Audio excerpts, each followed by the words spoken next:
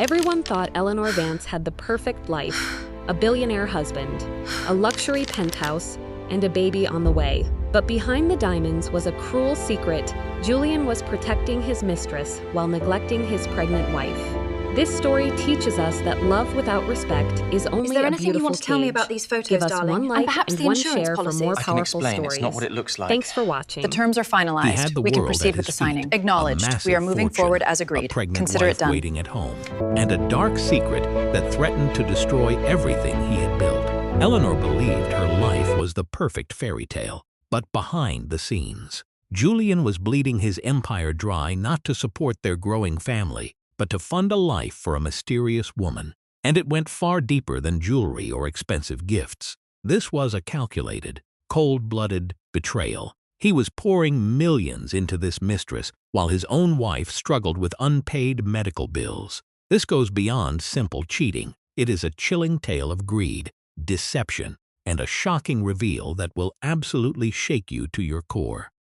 Listen closely. Eleanor Vance lived a life of extreme luxury, married to Julian, a powerful tech billionaire. Everything seemed flawless from the outside, but the reality was far more twisted than she could have ever imagined. Their Park Avenue penthouse was nothing more than a monument to his massive ego. Eleanor often found herself staring out at the Central Park view, completely lost in thought, feeling strangely disconnected. At 32, and expecting their first son, she should have been glowing with happiness. Instead, she felt like a total stranger in her own home, trapped in a house that felt more like a museum than a place where a family should live and grow together. Their romance had started just like a movie. Julian, charming, sophisticated, and handsome, swept the young art curator off her feet with effortless grace. He claimed to love her sharp mind and insisted that he adored the fact that she did not care about his status or his wealth.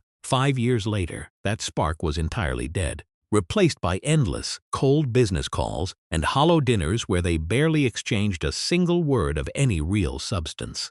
The pregnancy brought them closer for one brief, fleeting moment. He was gentle, resting his hand on her belly with a pride that finally gave her real hope for their future. But as the months dragged on, his business trips suddenly doubled in frequency, and his excuses for staying out late became overly complex. Rehearsed lies that left Eleanor feeling suspicious and increasingly lonely in their massive, quiet, and cold apartment. The first crack in her perfect life appeared quite suddenly. The clinic called her directly. A polite, nervous voice on the other end told Eleanor that her last 2 prenatal bills were long overdue. Overdue, Eleanor laughed, a soft, nervous sound that did not even reach her tired eyes. How could that be possible? She assumed it was simply a mistake by the billing department, perhaps a clerical error that would be solved with just one quick phone call. She assumed it was just a simple mistake. "My husband handles all the finances," she told them, feeling a bit embarrassed. But the receptionist sounded skeptical and firm.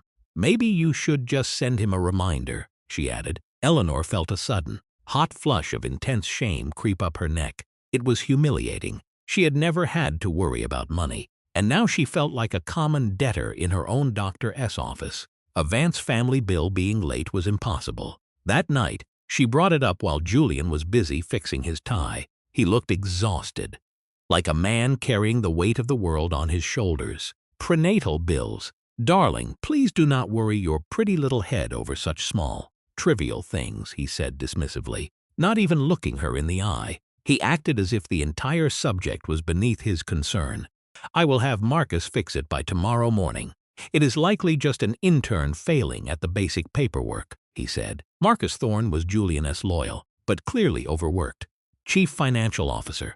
Eleanor wanted to ask why she was getting calls from the clinic instead of the office handling it directly, but she kept her mouth shut. She did not want to cause a scene, though her gut told her something was very wrong. Julian was already scrolling on his phone, the harsh blue light making him look cold, distant, and completely unreachable. A week later, another call came in from the clinic. This time the tone was sharp and very firm. "Mrs. Vance, we still have not received the payment. We need this settled before your next appointment, or we cannot proceed." The reality of the situation began to set in. and the weight of the lie felt heavy. The humiliation hit her like a physical blow to the stomach. The wife of the famous Julian Vance was struggling to pay a simple medical bill. She used her personal card immediately, the one Julian loaded with a monthly allowance. She always hated that term, but she had grown used to it over the years. She did not want to bother him again, but the stress of the mounting medical costs was becoming impossible to ignore anymore. The amount was not huge, but the principle felt like a massive betrayal. Why could Julian or his highly efficient office not handle such a basic task? She told herself it was just professional stress.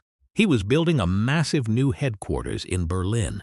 After all, a deep, dark seed of doubt began to grow in her mind, fed by his constant absences and his increasing coldness toward her and their unborn child. Her best friend, Chloe, who was a sharp and successful lawyer, met her for coffee. It is strange.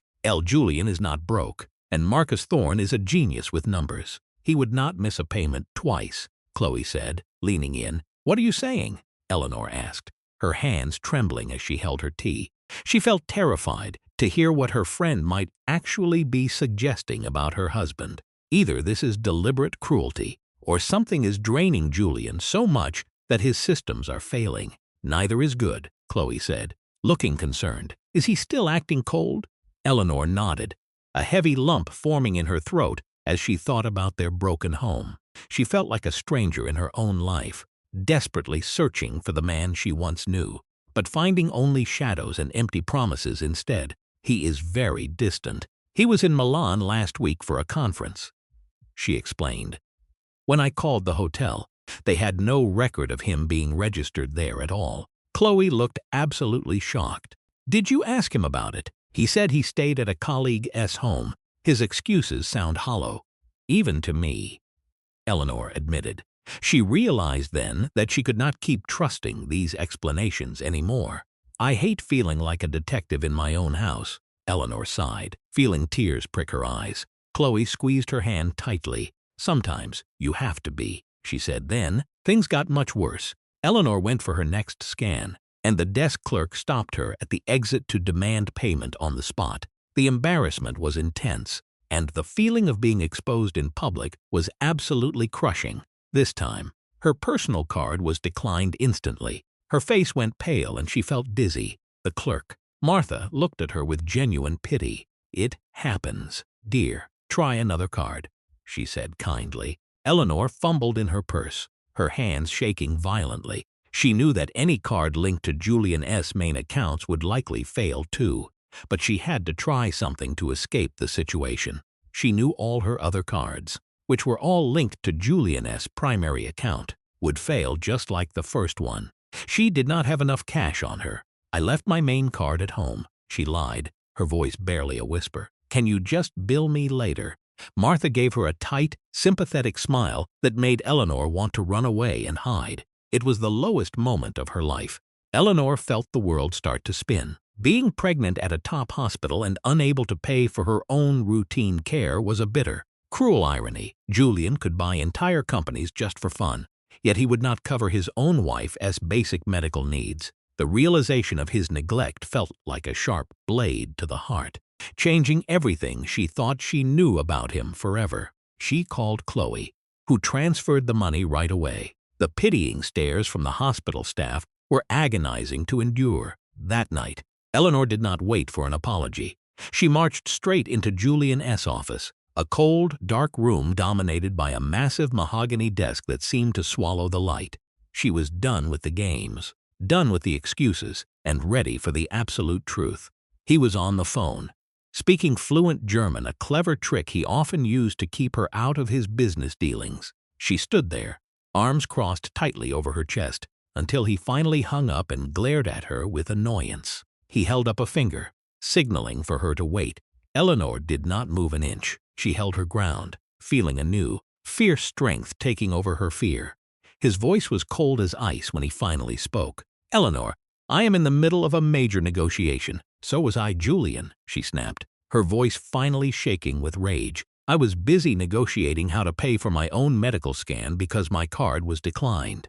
Do you have any idea how that felt to be humiliated like that? She demanded an answer, her eyes burning into his. Declined. That is impossible. I transferred a fortune to our accounts just this morning, he insisted. He looked at his screen, tapping away rapidly. Marcus confirmed the transfer. There must be a technical glitch. It is not the first time. Julian, I have been paying these bills myself for weeks, she countered. She was tired of the technical glitches that always seemed to coincide with his absences. Julian stood and walked toward her, trying to use his usual charm to calm her down. Darling, please relax. This is not good for the baby, he whispered. He reached out for her, but Eleanor stepped back, refusing to let him touch her. The touch she once found comforting now felt like a violation. She saw through the act, and the distance between them felt wider than ever before. Don't you dare tell me to calm down. This is not a glitch. This is pure neglect. Are we broke? He let out a harsh, mocking laugh. Financial trouble. Eleanor, we are worth more than some small countries. Be serious, he said. Then tell me the truth, she demanded. She was no longer willing to be a pawn in his game. She needed to know what was happening to her life. Because it looks like you just do not care about us at all, she stated clearly. His face went stone cold. That is completely unfair. My whole life is dedicated to providing for this family. These are just small errors. And I am sorry you were embarrassed. It will not happen again, he promised. It was the same hollow promise he had given her a dozen times before. He reached for his phone to call Marcus, but Eleanor wasn't buying the act anymore. The way he dismissed her deep pain as a minor error was even worse than the missing money itself. She left his office without another word, leaving him in total, icy silence. She knew that he was hiding something huge, and she was determined to find out exactly what it was, no matter the cost. That night, laying in their huge, empty bed, Eleanor reached her absolute breaking point. He claimed he was working late, but she knew it was a lie. If he would not tell her the truth, she would find it herself. She was going to talk to Marcus Thorne directly. He was the only one who could give her the real answers, and she was not going to let Julian stop her. The next morning, she called Marcus directly. Marcus, this is Eleanor. We need to talk. Right now. There was a long, awkward pause on the other end. Mrs. Vance, is everything okay? No, Marcus, it is not, and I have a feeling you know exactly why I am calling you, she said. She could hear the hesitation in his voice, and it confirmed her deepest suspicions. They met at a quiet cafe far from the cold corporate skyscraper. Marcus was in his late 50s, usually sharp, but today he looked genuinely scared. He had been Julian's right hand for many years, but Eleanor always believed he was, at his core, a decent man. She hoped she was right, because she was about to bet her entire future on his honesty. Eleanor, he started, stirring his coffee with a nervous hand. I want you to know the medical bills were fixed the moment Julian heard about them. A new clerk messed up the coding in our system. It was a simple, honest mistake, and I am very sorry, he said. Eleanor watched his eyes, looking for any sign of deception. He was clearly under immense pressure. Eleanor stared him down until he looked away. His excuse sounded way too rehearsed to be true. Marcus, I appreciate the coffee, but that isn't the whole story, is it? He looked away, focusing intently on his cup. I am not sure what you mean, he replied weakly. She knew she was getting close to the truth, and the tension between them was palpable. My card was declined for a huge ultrasound bill. Marcus, Julian claimed he moved a massive sum yesterday. Was that actually true? Marcus hesitated, his face tightening with genuine guilt.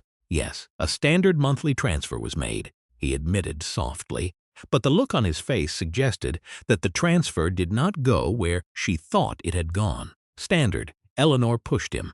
Enough for bills and my allowance. Sure, but not if something else was stealing the cash. Marcus turned pale. He looked up at her, his eyes reflecting a deep, haunting fear that she had never seen before. He was trapped between his loyalty to a monster and his own conscience, and she could see the struggle playing out in his expression.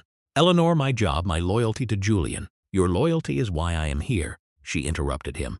You know his every move. Has there been anything strange? Any hidden massive payments? He let out a long, shaky, defeated sigh. Julian's spending is huge, he whispered. She held her breath, waiting for the truth she had been terrified of hearing for so long. He keeps a private, secret fund for his most personal matters. Has that fund seen more activity lately? Marcus ran a hand through his hair. If that fund saw a massive drain for high-value personal assets, he might tighten the other accounts to keep his liquidity levels high, he explained.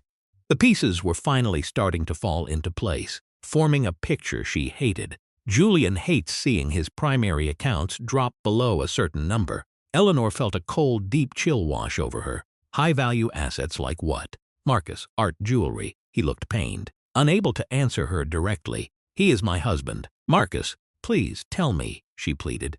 She needed the truth, even if it destroyed her, because the not knowing was killing her slowly. Eleanor snapped, her voice like ice. I am carrying his child. His obsession with privacy is hurting my medical care. My baby comes first. I am not asking you to torch your career, Marcus, but if this impacts my family, I need to know, she insisted.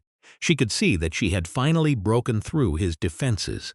He was ready to talk. He checked the cafe, then leaned in close to her. Large payments go out to a consultant for specialized services. The numbers are astronomical, enough to make anyone stop and stare, he said. What kind of consultant? The invoices are always coded vaguely, he added. She felt a knot in her stomach. Specialized services was a phrase that sounded like a dark, expensive secret. Things like artistic consultation or performance expertise. And the beneficiary. Marcus hesitated for a long time. It is routed through a shell company called Argent Services, but according to Julian's private memos, the money is for a woman named Serafina Dubois, he revealed. The name was completely new, and it sent a shock-wave through her entire body. The name meant nothing to her at the time. Serafina Dubois, she repeated softly. Have you met her? Never. She is a complete ghost. Everything is encrypted in our systems. Eleanor's heart raced with panic and confusion. Artistic consultation. It sounded like a total cover story for something much darker, and she knew she had to dig deeper to find out who this woman really was. Marcus, is there anything else? Any massive, one-off payments that seem out of place? He wrestled with himself for a long moment, staring down at his coffee before leaning in to whisper. Months ago, there was a massive transfer from his private fund, sent directly overseas. The memo line was incredibly strange. It just said, Premium SD Asset Protection. My gut tells me this is something deep. It went through a specialized broker handling high-risk policies, similar to those found at Lloyd's of London. Eleanor knew the name. They insured million-dollar jewels, rare artifacts, and the most famous voices in the world. Asset protection, she whispered to herself. It sounded cold, mechanical, and entirely out of place for a man who claimed his finances were tied up in messy business ventures. SD for Serafina Dubois. Marcus just looked at her, his face twisted in a mask of genuine pain. He had said enough, the unspoken warning hanging heavy in the air. Eleanor left the cafe, her mind spinning uncontrollably. Serafina, Argent Services, an insurance policy from Lloyd's. It was confusing, but it painted a dark, twisted picture she could no longer ignore. Julian wasn't just neglectful. He was funneling massive amounts of money away, hiding his true life in plain sight. And this Serafina was clearly the center of it all. Back in her cold, opulent apartment, a new hard resolve set in. The hurt was still there, throbbing like an open wound, but it was being replaced by a sharp, ice-cold anger. She wasn't just being ignored anymore. She was being cheated, lied to, and discarded. Her first move was a deep search for Serafina Dubois. The results were thin, which was strange for someone apparently pulling in millions. A few photos from high-end charity galas in Monaco or St. Moritz, always standing on the arm of some wealthy, older man. She seemed to exist in the shadows of other people's fame. She was stunning in an exotic, almost ethereal way, with dark hair and striking, pale eyes that seemed to look right through the camera lens. In the few clear shots she found, her hands stood out. They were long, elegant, and perfectly manicured, artistic. Eleanor searched again, narrowing her focus until she found the truth behind the face. Serafina Dubois, concert pianist. Finally, some hits. A few articles in obscure music journals showed up in the results. Serafina was a concert pianist not world famous to the masses, but highly respected in the most elite. wealthy circles. She played at private events where the tickets cost more than most people made in a year. Praised for her incredible touch and her supernatural dexterity, she was a star in her own world. Her hands, Eleanor whispered, her throat tightening with a sudden, sick realization. Premium SD asset protection. Could it be? Had Julian actually insured this woman's hands for millions?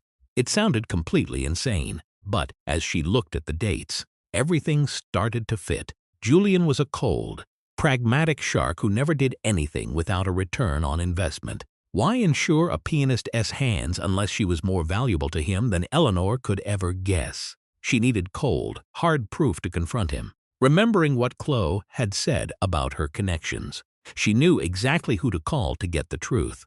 "Chloe," Eleanor said, her voice strained and barely audible, "I need that investigator you mentioned earlier. The one who is good and very, very discreet." "What is going on?" Chloe asked, her tone instantly sharp and protective. "I think Julian is having an affair, but it is worse. It is complicated, and I think he is paying for insurance on her." A heavy silence hung on the other end of the line. "Insuring what, Eleanor?" "Her hands," Eleanor said, the absolute absurdity of the situation hitting her like a physical wave. "He is insuring his mistress' hands while my prenatal bills are going unpaid." Another long silence. Then Chloe's voice turned grim and focused. "I will make the call. You will hear from him within an hour. His name is Michael Rock. Trust him completely." Michael Rock was exactly as promised when he arrived at her door, a former detective with a quiet, razor-sharp edge that made her feel safe. He listened to her story, his face unreadable. When she mentioned Lloyd's of London, he nodded slowly, as if he had heard this kind of deception before. "Those policies are ironclad," he said calmly, "but everyone leaves a digital trail. People always get sloppy when they think they are invisible." Eleanor gave him everything she had. Serafina's name, the name of the shell company, the dates of the suspicious transfers, and Julian's erratic travel logs. She felt like she was handing over the keys to her own destruction. Rock promised to reach out as soon as he had hard proof in his hands. The wait was pure torture. Eleanor went through her daily motions yoga, lunch with her mother acting perfectly normal, while a hurricane of anxiety and rage raged inside her. Julian was home more now, acting attentive, but it all felt like a hollow, practiced lie. He even brought her flowers, a massive bouquet of her favorite peonies, with a note apologizing for the billing nightmare. It felt like a sick, cruel joke. A week later, Rock called her. "Mrs. Vance, I found something. It is confirmed. A policy was taken out 6 months ago, underwritten by a syndicate at Lloyd's. The insured is Serafina Dubois. The asset, policy value, $5 million. Eleanor slumped into a leather chair, the phone trembling in her hand. $5 million. The premiums are massive, Rock added, routed from a private Geneva account controlled by Julian. That same account funds Argent LLC, which pays for a lavish Paris apartment. Paris, of course. Where else would a concert pianist with insured hands live? "There is more," Rock said, his voice soft and hesitant. "Miss Dubois is not just a pianist. She is Julian Vance's long-term mistress. At least 3 years, way before you were pregnant. Maybe even before you were married." The news hit her like a physical blow to the stomach. 3 years, not a recent slip-up or a moment of weakness. It was a parallel life, a total deception running right alongside her marriage. Her love, her trust, her entire future, all built on a foundation of lies. And the cruelest cut of all was yet to come. He valued this woman's hands, these instruments of art, more than the health of his own wife and unborn child. The symbolism was as devastating as the truth itself. The phone clattered from her fingers onto the floor. The apartment, once a symbol of her gilded, happy life, now felt like a gilded cage she was trapped inside. Silence filled the room, broken only by her frantic heartbeat and the faint, innocent flutter of the baby inside her. A child whose father had made his true priorities sickeningly clear. Rage hit her first, a white-hot inferno that consumed everything else. Eleanor paced their living room as the New York City skyline turned into a mocking backdrop for her crumbling world. 3 years. He looked her in the eyes and vowed his love, all while another woman held a significant insured place in his life. The sheer, calculated audacity was breathtaking. Then came the pain, a deep, aching sorrow that settled in her bones, making her feel heavy and ancient. How could she have been so blind? Were there signs she ignored just to protect the fairy tale? Julien's frequent trips to Paris, his sudden French fluency, the expensive lingerie she found in his luggage that he dismissed as a gift for a client's wife. She had rationalized it all, desperate to keep the peace. Each memory felt like a fresh stab of betrayal, but beneath the rage, a core of steel was forming inside her. She was pregnant. Her child deserved better than a father capable of such duplicity and a mother paralyzed by grief. Eleanor Vance had been naive, but she was not weak, and she was done playing the victim. She needed a plan. A confrontation was coming, and it had to be on her terms. Michael Rock provided a detailed report, bank statements, surveillance photos of Julien and Serafina looking intimate in Paris, and a summary of that Lloyd's policy. It was all there in black and white, a roadmap of his betrayal. The premiums alone cost more than their yearly household budget. Eleanor decided the final confrontation would happen at their upstate New York estate. Julien loved his city sanctuary, but the estate was remote, private, and she thought grimly, the perfect place to dismantle the facade of their perfect, polished life. She waited for a weekend he cleared for quality time before the baby arrived. She ordered his favorite dinner and the finest wine from his own cellar. She dressed carefully, not in maternity wear, but in an elegant silk dress from before the pregnancy, a reminder of the woman he once courted, and a symbol of what he was losing. Julien arrived Friday, all smiles and fake concern. "Darling, you look beautiful. It is so good to be here. Just us." He kissed her a dry, perfunctory peck that made her skin crawl. Dinner was tense. Eleanor played the serene wife while Julien prattled on about eye breakthroughs, his voice booming with the kind of arrogance she once mistook for intelligence. She really watched him for the first time in years. His handsome face now looked marred by deep deceit, his confident gestures reeking of ego and hidden agendas. After the main course, as staff cleared the plates, Eleanor placed a slim leather folder on the polished table between them, the weight of it anchoring her. "Julien," she said, her voice eerily calm and steady, "we need to discuss something important." He looked surprised, then visibly irritated at the interruption. "Can it wait?" "Eleanor, I was getting to the exciting part about the neural networks." "No," she said firmly, not moving an inch. "It cannot wait." She pushed the leather folder toward him. "Perhaps you should look at this." He frowned, sighing as he picked it up. "More bills. I thought we settled that," he muttered. He opened it. Eleanor watched his eyes scan the first page, a photo of him and Serafina arm in arm in Paris. His arrogant smile froze instantly on his face. His face, just moments ago flushed with expensive wine and self-importance, drained of all color. He flipped to the next page, then the next, the bank statements, the Lloyd's policy. The silence in the dining room became absolute, save for the rhythmic, steady ticking of an antique grandfather clock that seemed to be counting down his remaining time. Julien's knuckles turned white as he gripped the papers tightly. He did not speak for a long time, staring at the evidence of his own choices. Finally, he looked up, eyes narrowed, shifting from pure shock to cold, controlled anger. "Where did you get this?" he demanded. "Does it matter?" Eleanor replied, her calm unwavering and sharp. "Is it true?" He slammed the folder shut, the sound echoing in the room. "This is an outrageous invasion of my privacy. Have you been spying on me?" "Your privacy." Eleanor let out a bitter, humorless laugh that stung the air. "You talk about privacy while living a double life for 3 years, funding a mistress in Paris with my security." "Don't be dramatic," he snapped. "Serafina is just a talented artist I support. $5 million for insurance." Eleanor fired back, her voice shaking with righteous fury. "You pay her luxury rent, but our baby's medical bills go unpaid. What kind of friend is that? Julien, what kind of husband does that to his family?" He stood up, shoving his chair back hard against the wood floor. "You don't understand the pressure I'm under." Eleanor stepped forward, hand protectively on her belly. "I understand perfectly now. You're a liar. Your priorities are twisted. You value a pianist's hands over your own family." She let that sink in, watching his expression fracture. "Those medical bills. Julien, was it a mistake? Or were you so busy funneling cash to Serafina that you couldn't pay them? He ran a hand through his hair, his composure finally cracking wide open. It was a temporary issue, an accounting error. Serafina's situation is complicated. She needed support.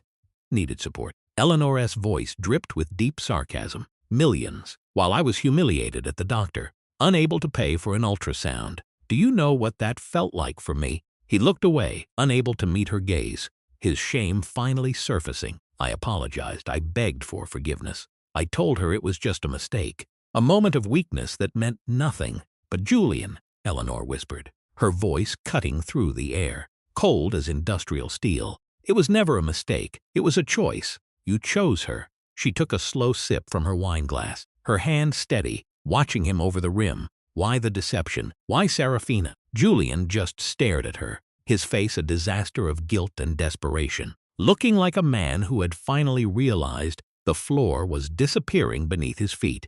Maybe he felt a hint of panic rising in his chest. Serafina understands me, he started, his voice cracking. She values my sacrifices. She does not demand things from me. That statement hit Eleanor like a physical slap to the face. Unlike your pregnant wife who expects her bills paid, those are big demands, right? It is not like that, he pleaded, stepping closer. I love you. You have to believe that this was just a temporary lapse, something I regret deeply. I never meant for any of this to become a permanent part of our lives. Eleanor, please, just listen to me. This thing with Serafina got out of hand. Out of hand, Eleanor echoed, her laugh humorless and sharp. Insuring her hands for $5 million is not an accident. That is calculated. That is a statement. He slumped into his leather chair, the fight suddenly draining out of him, looking like a man who had lost his armor. What do you want? Eleanor, he asked, his head in his hands. I want the truth. I want to know exactly what kind of life I have been living while I was busy planning for our future. I want everything out on the table right now. All of it. No more games. No more secrets. She went ice cold, her gaze piercing through his pathetic display of regret. I want a divorce. The word hung in the air, heavy and final, like a tombstone falling. Julian looked completely stunned, as if the thought had never crossed his mind. A divorce. Eleanor, do not be rash, he stammered, scrambling to find his footing. We can fix this. We have history. Think of our child. How can you even consider walking away when we are supposed to be building a family? This is just a bump in the road. I am thinking of the baby, she said, placing a protective hand firmly over her stomach. He deserves a home built on truth, not a facade held together by lies. He deserves a mother who is not a fool, and honestly, a better father than you could ever be. Julian stared at her, turning visibly pale as the reality hit him. The power in the room had shifted for good. The dynamic had changed, and for the first time, he realized he could no longer control the narrative or manipulate her emotions to keep his comfortable life exactly how he wanted it. Eleanor was not the blind, trusting wife anymore. She had found her spine, and she was not going to let go of this thread until the whole garment unraveled. There is more, is there not? She pressed, a sudden cold thought hitting her. This is not just an affair. It feels bigger. That insurance policy is too much, even for you, even for a man as vain and reckless as you. Why did you really do it? You are not the type to spend that kind of money just to impress a mistress. There has to be a deeper, darker reason behind all of this. Why, Julian, what are you hiding about Serafina Dubois? He turned away, staring toward the dark windows, watching their strained, blurry reflections in the glass. She had leverage, he whispered. Leverage. Eleanor felt her blood go cold. What kind of leverage? Julian finally met her eyes, and she saw genuine, unadulterated fear for the first time since they had met. She knows secrets, Eleanor. My business secrets. Secrets that could destroy everything I built, everything we have, everything I thought I had secured. I am not just dealing with a lover. I am dealing with a trap. Secrets that could destroy everything I built. The room felt like it was spinning around her. This was not about cheating anymore. This was dangerous. His mistress was not just a lover. She was a threat, and Julian, the powerful titan of industry, was trapped in her web. So was Eleanor. She had been living in a house of cards, blissfully unaware. that the foundation was crumbling under the weight of someone else's extortion. The betrayal stung, but the danger was far worse. She realized she was not just losing a husband. She was entering a war. Serafina, holding leverage over Julian, hit Eleanor like a physical blow to the chest. This was not just a painful affair. It was a sinister, calculated game. That $5 million policy on her hands was not a romantic gift. It was a bribe, a shield against a looming threat that Julian had been too afraid to confront head-on. Everything he had shown her, every luxury, every moment of their life together, was subsidized by this strange, toxic arrangement. The realization made her feel sick to her stomach, wondering how deep the rot actually went in their world. "What secrets?" Eleanor demanded, her voice sharp and low, vibrating with intensity. "What does she know?" Julian began to pace, his usual arrogance completely gone, replaced by a hunted look. "It goes back years before I even met you. When I started Vance Industries in Europe, I cut corners. I worked with the wrong people. I did things I never wanted anyone to find out about. I thought I could outrun my past, but Serafina was there, watching from the shadows, recording every move, waiting for the perfect moment to squeeze me for everything I was worth. Serafina was there, connected to a dangerous man in Monaco, someone who bankrolled my early expansion when banks would not touch me. Serafina was his protege, his right hand, the one who handled the logistics of his darker interests. She saw everything. She knew the bodies were buried. Eleanor felt a knot of cold dread tighten in her gut as the picture became clear. Her husband was not a self-made man in the way he claimed. He was a project, a puppet on a string, manipulated by people far more dangerous than he could ever handle. And that man, what happened to him? He died years ago, conveniently. Some might say. Julian looked at her, his eyes hollow, reflecting the void of his own choices. Serafina inherited his art and his secrets, including mine. So your relationship was not an affair. It was a continuous payment plan, a way to buy your freedom. One check at a time, he nodded slowly, admitting the truth that had haunted him for years. She was not your lover. She was your jailer. And you were just trying to keep the cell door locked from the inside, keeping her happy, keeping her quiet. Julian nodded. At first it was attraction. She is sharp. She is intelligent. But after her patron died, the dynamic changed. She became demanding. The Paris apartment, the allowance, the jewelry, it was all just hush money. It was the price of my silence and the price of my reputation.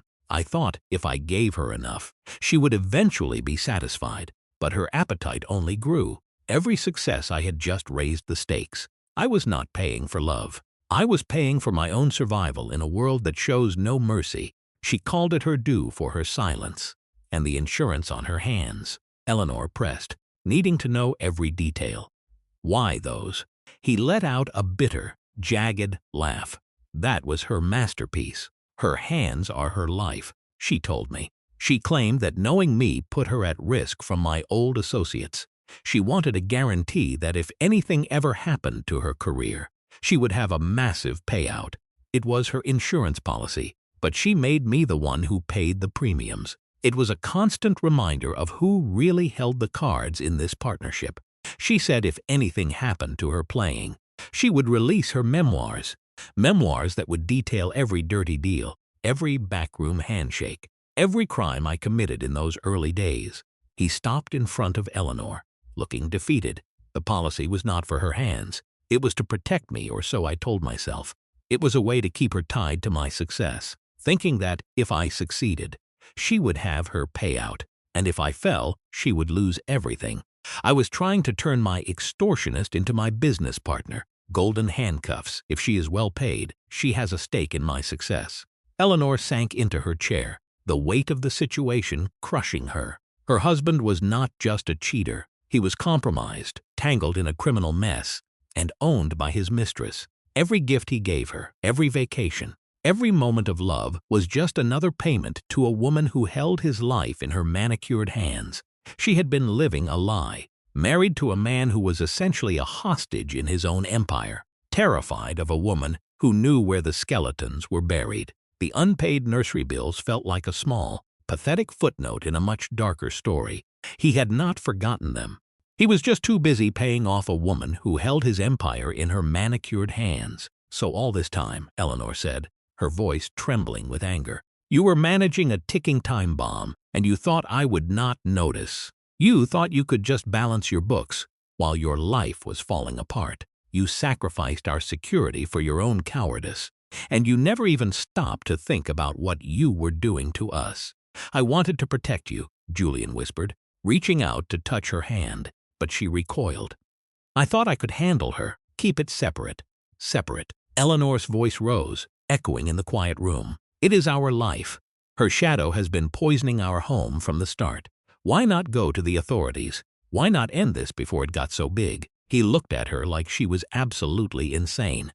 And lose everything. My company, my reputation, my standing in society. Be real, Eleanor. That was never an option. I had to play the game to survive. My company, my reputation. Be real, Eleanor. That was never an option. So your plan was to betray your wife and stay under this woman's thumb forever. The argument raged on as the night wore thin. Julian, stripped of his power, tried pleading and rationalizing, even hinting at the cost of a scandal.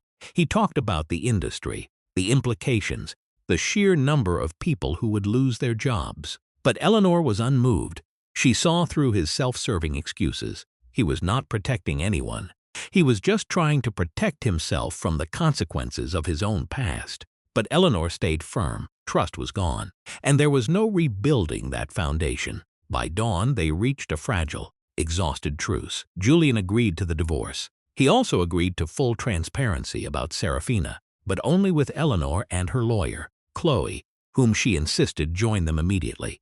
She knew that Julian would try to spin this, try to hide something else, and she needed a legal shark to ensure that every dirty detail was brought into the light. The era of Julian-esque control was over, and the era of Eleanor-esque liberation had begun.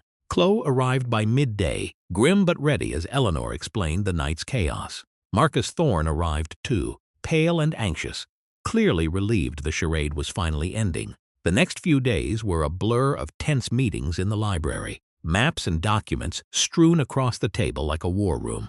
They were mapping out the anatomy of a scandal, looking for the threads they could pull to unravel Serafina's influence without bringing the whole structure down on their own heads. It was high-stakes diplomacy, and everyone felt the pressure of the impending fallout. Chloe, a shark in the courtroom, took charge, grilling Julian and a nervous Marcus about the extent of Serafina's reach. It became clear that Serafina was not a victim. She was an active player, constantly manipulating Julian, holding those secrets over his head for years. She had built a career on his fear, and she was not about to give it up easily. Chloe was methodical, peeling back the layers of the extortion until they found the core mechanism of the control, the money, the contracts, and the constant psychological pressure applied to Julian. The invoices for artistic consulting were a sham, just funneling cash to keep her quiet. The insurance policy is the key, Chloe concluded after hours of intense review. It is not about her hands. It is a symbol of power. She insisted on Lloyd's of London for the prestige and the signal that Julian values her above all. It was a status symbol that doubled as a tactical weapon. She wanted the world, or at least the right people, to know that Julian Vance was under her thumb. And the insurance policy was the public proof of that ownership. She even picked the specific syndicate, Marcus added quietly, looking down at his notes. One known for deep investigation and high premiums. It was a power move, pure and simple. In a private moment, Chloe turned to Eleanor. What about Serafina? Beyond the divorce. I mean, Julian is terrified of her, and for good reason. She has nothing to lose if she decides to burn him down. Do you want to try to destroy her, or do you want to just make sure she cannot touch you anymore? Eleanor had to decide how far she was willing to go for her revenge. He will likely keep paying her forever if we do not stop her. Eleanor thought for a long time. Part of her wanted to destroy Serafina, to see her brought down for everything she had done. But a more practical part, thinking of her child, knew that a war with such a woman could be dangerous to her future if she pushed too hard. Serafina might just detonate everything out of spite. She had to be calculated. She needed to neutralize the threat, not just punish the woman, because her son's future was worth more than a momentary victory. "I want her neutralized," Eleanor said, her voice steady and determined. "No hold over Julian that could hurt my child's future if he is to pay support. I need to know it is not going to Paris under blackmail." Chloe nodded, impressed. "Smart. Direct confrontation is risky, but we can use what we know to force her hand. We do not need to fight her on her terms. We need to change the game so that she has no choice but to fold. We have the leverage if we are clever enough to use it without triggering a total collapse." The plan they built was bold, almost reckless, but it was their only chance. Julian, under Chloe's direction, would call Serafina. He would not cut her off, that was too dangerous, and she would immediately retaliate. Instead, he would propose a final lump sum settlement, a golden handshake in exchange for a binding deal. She signs an agreement and hands over every record, every file, every piece of evidence she had ever gathered against him. It was a buyout of his own past, paid for in blood and money, designed to finally buy him the freedom he had lost years ago. The threat that Julian pushed to the edge was ready to confess everything himself, a controlled demolition of his own empire to destroy her leverage. He would claim he was coming clean to save his relationship with his child. It was a high-stakes bluff. If he could convince her that he no longer cared about his reputation, that he was willing to burn it all down to get his family back, she would lose her most powerful tool, fear. It was the only weapon they had against a woman who had spent years feeding on his terror. If Serafina called the bluff, Julian could lose everything, from his company to his freedom. But Chloe suspected Serafina was more greedy than vengeful. Her goal was a life of luxury, not Julian's total ruin, which would kill her golden goose. Julian, seeing no other way out, finally agreed. He was tired of living in the shadow of his own mistakes. He was ready to risk the collapse of his world if it meant a chance to start over, even if he had to leave it all behind in the process. He had finally reached his limit. The call was made from the library with Eleanor and Chloe listening on speakerphone, a silent, unseen jury for the most important negotiation of their lives. "Serafina, darling," Julian began, trying for his old charm, though his voice was strained and unnatural. "Julian," she purred back, her accent smooth and sharp as a blade, "to what do I owe the pleasure?" Trouble with the missus again. Eleanor flinched, the sound of the woman's voice grating on her nerves like sandpaper, but she remained silent, listening to every inflection, every word, every lie. Something like that. Julian took a breath, steeling himself. Things have escalated. Eleanor knows about us. She filed for divorce. Oh, how unfortunate for her and your growing family, at least. What does this mean for us? Her tone was icy, purely business, stripping away any pretense of warmth. She did not care about the divorce. She only cared about the money.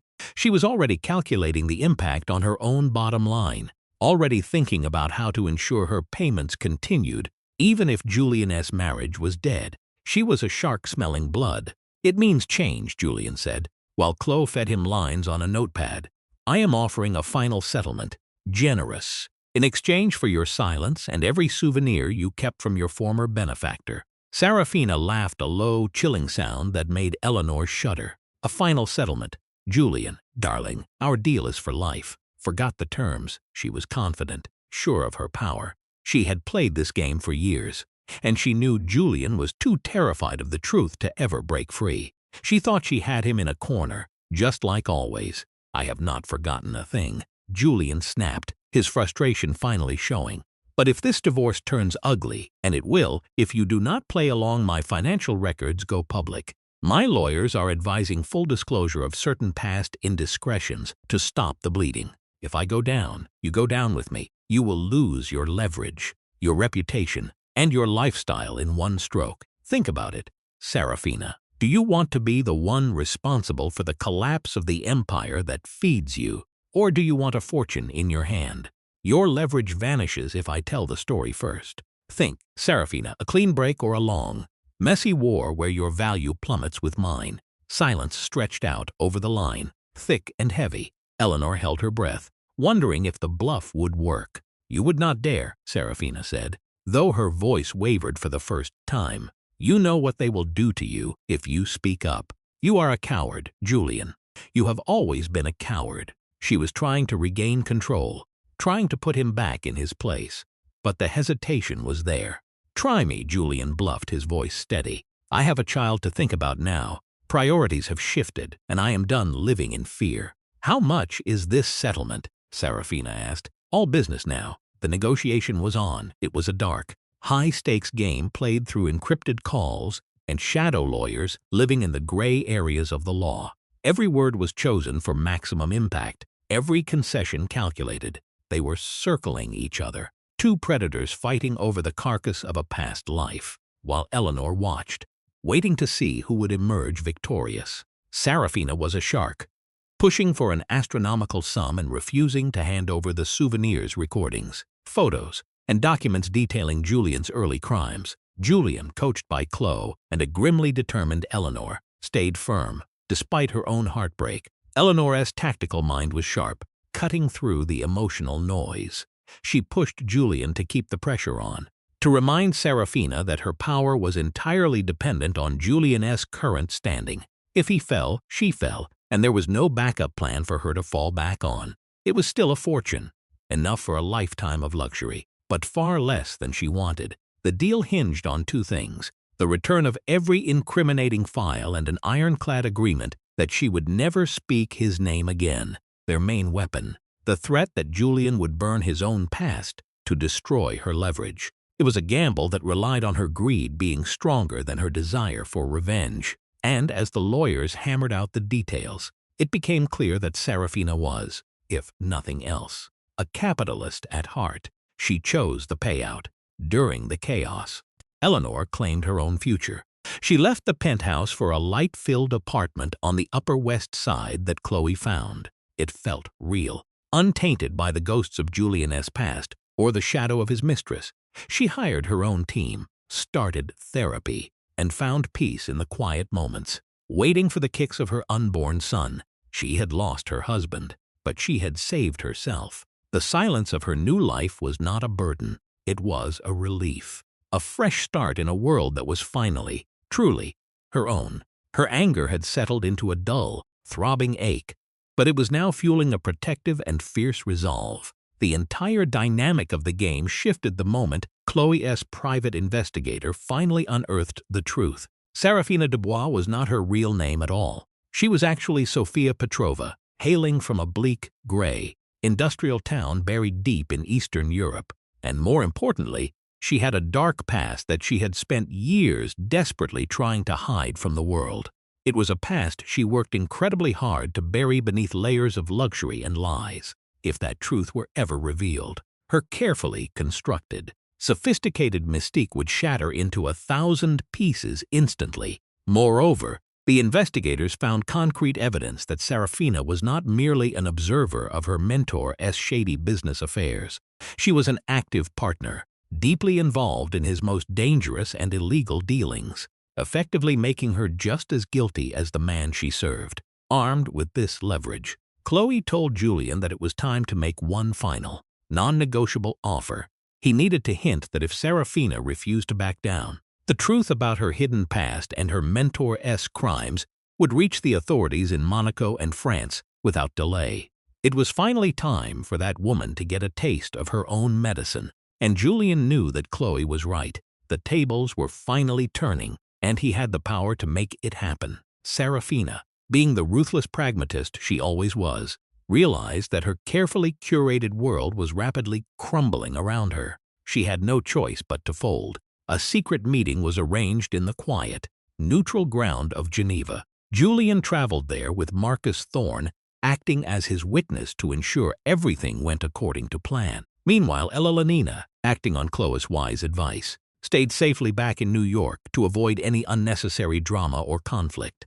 She truly had no desire to face the woman who had haunted her marriage and threatened her happiness for so long.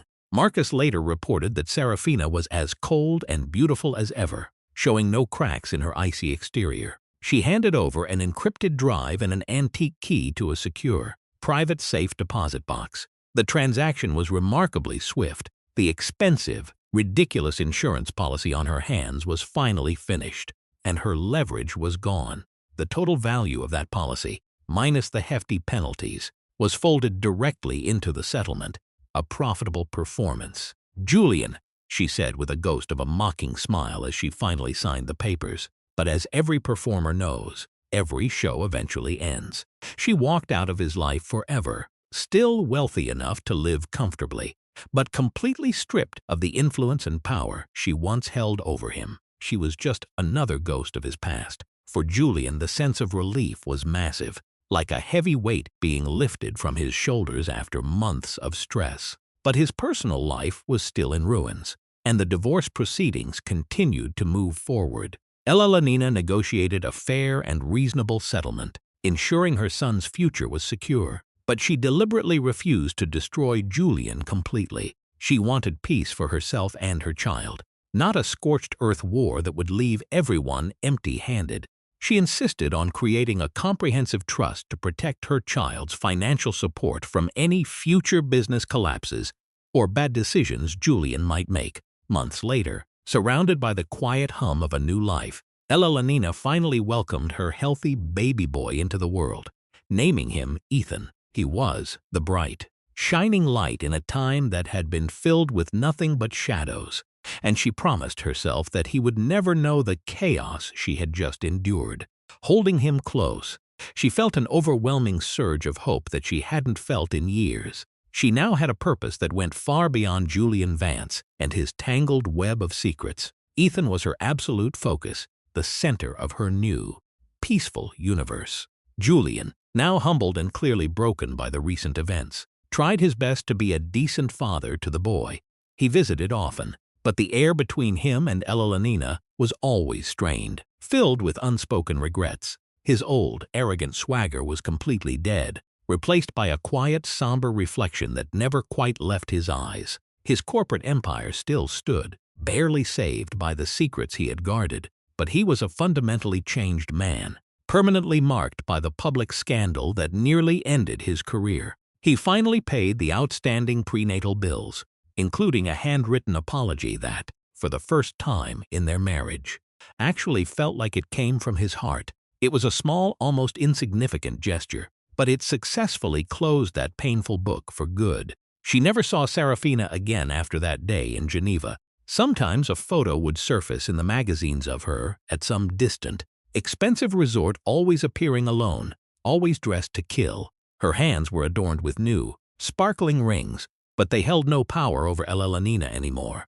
She had moved on, and she was finally beginning to thrive in her own skin. She returned to her work as an art consultancy, finding that her eye for talent was just as sharp and focused as it had ever been. She was a devoted mother, her entire world happily circling around Ethan's daily milestones and discoveries. The sting of the betrayal never fully faded away, but, over time, it became a scar, a small, toughened reminder of her resilience. She had survived the worst, and she was stronger for it, ready for whatever came next. She had walked straight through the fire and emerged whole on the other side. The gilded cage of her former life was nothing more than a ghost, replaced by the hard-won independence she now cherished. Her son would grow up knowing a mother who was a quiet, dignified victor. The story of the wealthy millionaire who insured his mistress's hands while ignoring his wife's medical bills became a whispered, cautionary warning about greed and the incredible strength of a woman reborn. Elenina Vance had finally found her own truth. She rebuilt her life brick by painful brick, turning the wreckage of her betrayal into a solid foundation for a much brighter, more stable future. Julian learned the hard way about the true cost of his choices, and as for Serafina, she might have walked away rich, but she had lost something far more valuable than money: her integrity, her influence, and the chance to ever be part of a real life. Secrets always carry a heavy price, and it is often the quietest person who carries the inner strength to make the powerful pay for their mistakes. What did you think of her incredible journey? Could you have been that strong under such immense pressure? Tell me your honest thoughts in the comments section below. I make sure to read every single one. If this story of justice and redemption hit home for you, please leave a like to show your support. Share this video with a friend who loves a gripping, high-stakes tale of real-life drama. And please, hit the subscribe button and the notification bell so you never miss our next investigation or story. We have so many more fascinating accounts to tell, and we want you to be part of our growing community. Thanks for listening, and we will see you in the next one.